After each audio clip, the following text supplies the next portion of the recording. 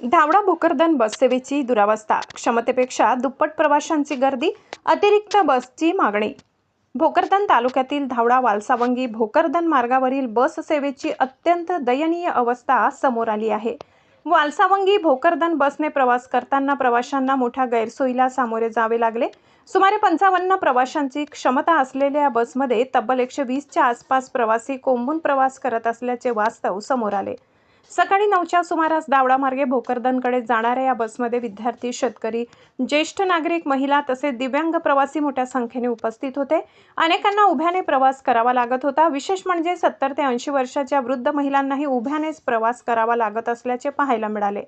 या मार्गावर दुसऱ्या बसची सोय नसल्याने नागरिकांना नाईलाजाने जीव धोक्यात घालून गर्दीच्या बसमध्ये प्रवास करावा लागत असल्याची माहिती विद्यार्थी व नियमित प्रवाशांनी दिली। दररोजच अशी परिस्थिती निर्माण होत असून प्रशासनाकडून मात्र याकडे दुर्लक्ष होत असल्याचा आरोप प्रवाशांनी केलाय। विद्यार्थ्यांचे शिक्षण, शेतकऱ्यांची बाजारपेठेतील कामे, ज्येष्ठ नागरिकांची शासकीय कार्यालयातील कामे यासाठी भोकरदनला ये-जा करणे आवश्यक असते। मात्र बस सेवेअभावी नागरिकांना प्रचंड हाल अपेष्टा सहन कराव्या लागत आहेत। या पार्श्वभूमीवर मतदारसंघाचे आमदार संतोषभाऊ दानवे यांनी या गंभीर समस्येकडे तातडीने लक्ष देऊन भोकरदन ते धावडा या मार्गावर अतिरिक्त डबल बस सुरू करण्यासाठी संबंधित आगार प्रमुखांना निर्देश द्यावेत, अशी मागणी नागरिकांकडून होत आहे।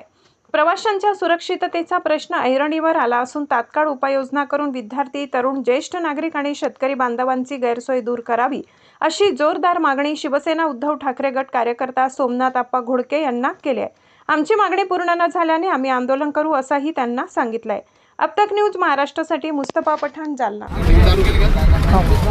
नमस्कार, जय महाराष्ट्र। आज मी तुम्हाला एक सत्य परिस्थिती सांगणार आहे। धावडा ते भोकरदन वालसावंगी ही गाडी जी आहे ती 9 वाजेच्या वेळेस धावड्याला येते आणि भोकरदनला जाण्यासाठी सर्व प्रवासी हे या गाडीच्या भरोश्यावर थांबलेले असतात।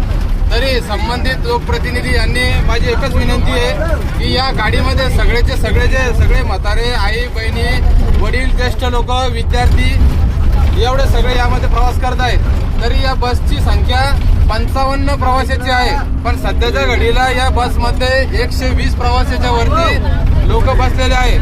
तुम्ही ही सत्य परिस्थिती बघू शकता आणि